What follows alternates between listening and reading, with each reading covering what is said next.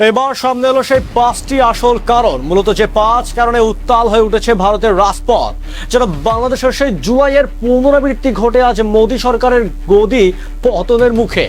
ভারতের রাজনৈতিক ও সামাজিক ইতিহাসে এক অভূতপূর্ব অধ্যায়ের সূচনা ঘটেছে। যে তরুণ ও ছাত্র সমাজকে যে কোনো দেশের উন্নয়নের ভবিষ্যৎ বলা হয়, আজ সেই 24 লাখের বেশি ক্ষুব্ধ শিক্ষার্থী কেন নরেন্দ্র মোদী প্রশাসনের জন্য সবচেয়ে বড় রাজনৈতিক চ্যালেঞ্জ ও হুমকি হয়ে দাঁড়িয়েছে। কোন রাজনৈতিক প্রতিপক্ষের ভাষণ নয়, বরং দেশের ভেঙে পড়া পরীক্ষা ব্যবস্থা, তীব্র বেকারত্ব আর একের পর এক স্বপ্নভঙ্গের কারণ করুণ চিত্র আজ ভারতের রাজপথকে উত্তপ্ত করে তুলেছে। কিন্তু হঠাৎ করে দেশের কোটি কোটি তরুণ ও ছাত্র সমাজের এই ক্ষোভ কিভাবে এক বিশাল সামাজিক আন্দোলনের রূপ নিল, কোন 5টি মূল কারণে মোদী সরকারের শক্ত ঘাঁটি আজ ছাত্র শক্তির সামনে নজিরবিহীন চ্যালেঞ্জের সামনে মুখে, আজ আমরা টেকনিক্যালি পলিটিক্যালি অ্যানালাইসিসের মাধ্যমে ব্যবচ্ছেদ করব এই জ্বলন্ত পরিস্থিতির আসল রহস্য। প্রথম ও সবচেয়ে বড় কারণটি হলো দেশের সবচেয়ে মর্যাদাপূর্ণ মেডিকেল প্রবেশিকা পরীক্ষা নিট ইউজি এর নজিরবিহীন প্রশ্ন ফাঁস কেলেঙ্কারি। 24 লাখেরও বেশি শিক্ষার্থী বছরের পর বছর দিন রাত এক করে প্রস্তুতি নিয়েছিলেন মেডিকেল কলেজে নিজের ভবিষ্যৎ গড়ার উদ্দেশ্যে, কিন্তু হঠাৎ করে সেই প্রশ্নপত্র আগে ভাগেই খোলা বাজারে বিক্রি হয়ে যাওয়ার মারাত্মক অভিযোগ উঠে আসে। দেশের হাজার হাজার কেন্দ্রের কোটি কোটি টাকার দুর্নীতি ও অনিয়ম প্রকাশ পাওয়ার পর শিক্ষার্থী অভিভাবকদের টানা আন্দোলনের মুখে সরকার বাধ্য হয় পরীক্ষা নিয়ে পর্যালোচনার সিদ্ধান্ত নিতে। কিন্তু কোটি কোটি তরুণের বছরের পর বছর সাধনার এই স্বপ্নভঙ্গ কেবল পরীক্ষার্থীদের ক্ষুব্ধ করেনি, বরং পুরো ভারতের শিক্ষা ব্যবস্থার স্বচ্ছতা নিয়ে বিশাল এক প্রশ্ন চিহ্ন দাঁড় করিয়ে দিয়েছে।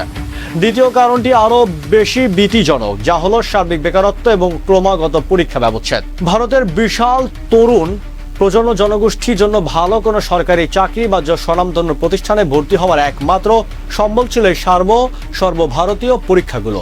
কিন্তু পরিসংখ্যান বিশ্লেষণে দেখা গেছে গত এক দশকে 90টিরও বেশি গুরুত্বপূর্ণ সরকারি নিয়োগ ও প্রবেশিকা পরীক্ষার প্রশ্ন ফাঁসের মতো ঘটনা ঘটে আসছে।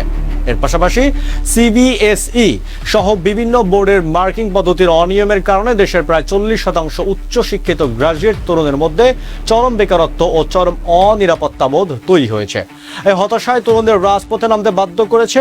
তৃতীয় কারণটি দেশের মানবতাবাদী অধ্যায়ের জন্য এক করুণ সত্য, শিক্ষার্থীদের ধারাবাহিক আত্মহত্যা, অত্যন্ত কঠিন প্রতিযোগিতা, কোটা বা রাজস্থানের মতো দেশের বিভিন্ন কোচিং সেন্টারে তীব্র মানসিক চাপ এবং তার উপর বারবার পরীক্ষা বাতিল ও প্রশ্ন ফাঁসের মানসিক আঘাত সহ্য করতে না পেরে একের পর এক মেধাবী শিক্ষার্থী মৃত্যুর পথ বেছে নিয়েছেন। বছরের পর বছর কঠোর পরিশ্রম করার পর যখন অভিভাবক ও শিক্ষার্থীদের দেখতে হয় যে দুর্নীতিবাজদের কারণে তাদের চেষ্টা বিফলে গেছে, তখন সেই শোক আর ক্ষোভ মিলে এক চরম মানসিক বিস্ফোরণে রূপ নেয়। প্রতিটি আত্মহত্যার খবর ভারতের ছাত্র আন্দোলনকে আরো বেশি সংহত ও অনমনীয় করে তুলেছে। চতুর্থ এবং সবচেয়ে রহস্যময় মোড়টি আসে বিচার বিভাগের এক মন্তব্যকে কেন্দ্র করে। এই ক্ষোভের আগুনে ঘি ঢেলেছিলেন ভারতের তৎকালীন প্রধান বিচারপতি সূর্যকান্তের একটি বক্তব্য, যেখানে তিনি প্রতিবাদী তরুণ ও চাকরি প্রার্থীদের উদ্দেশ্য করে সংবেদনশীলহীনভাবে মন্তব্য করেছিলেন বলে অভিযোগ উঠে।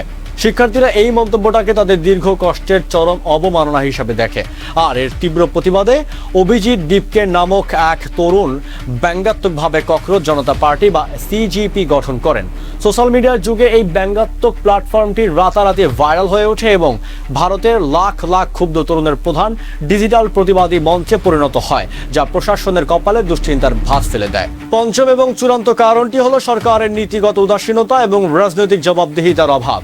শিক্ষার্থীরা দীর্ঘদিন ধরে অহিংস ও গণতান্ত্রিক পদ্ধতিতে তাদের দাবি জানিয়ে আসছিল, কিন্তু ভারতের কেন্দ্রীয় শিক্ষামন্ত্রী ধর্মেন্দ্র প্রধান কিংবা শীর্ষ নীতি নির্ধারকদের তরফ থেকে দ্রুত জবাবদিহি ও আমূল প্রশাসনিক পরিবর্তনের সুস্পষ্ট আশ্বাস না মেলায় ছাত্ররা চরম হতাশ হয়। সরাসরি শিক্ষামন্ত্রীর পদত্যাগ, ক্ষতিগ্রস্ত শিক্ষার্থীদের ক্ষতিপূরণ প্রদান এবং কেন্দ্রীয় পরীক্ষা পদ্ধতিতে শতভাগ দুর্নীতি মুক্ত করার দাবিতে আন্দোলন আসবে কেবল পরীক্ষা কেন্দ্রের সীমাবদ্ধ নেই, বরং মোদী সরকারের জন্য দেশের রাজনৈতিক অঙ্গনে এক বিশাল প্রশাসনিক ও সামাজিক হুমকিতে পরিণত হয়েছে। প্রশ্ন ফাঁসের বিতর্ক থেকে শুরু করে লাখ লাখ তরুণের এই রাজনৈতিক গণজাগরণ, সব মিলিয়ে তরুণদের এই ক্ষোভের আগুনে আগামী দিনের ভারতের রাজনীতিকে কোনো অভিমুখে নিয়ে যায় এখন সেটাই দেখার বিষয়। তো বন্ধুরা, ভারতের সাম্প্রতিক পরীক্ষা ব্যবস্থা, প্রশ্ন ফাঁসের কেলেঙ্কারি এবং ছাত্র সমাজের বিশাল ক্ষোভকে আপনারা কিভাবে মূল্যায়ন করছেন শিক্ষা ব্যবস্থার এই সংকট মোকাবিলায় সরকারের কি পদক্ষেপ নেওয়া উচিত? আপনাদের অত্যন্ত যুক্তিযুক্ত মতামত কমেন্ট বক্সে লিখে জানান।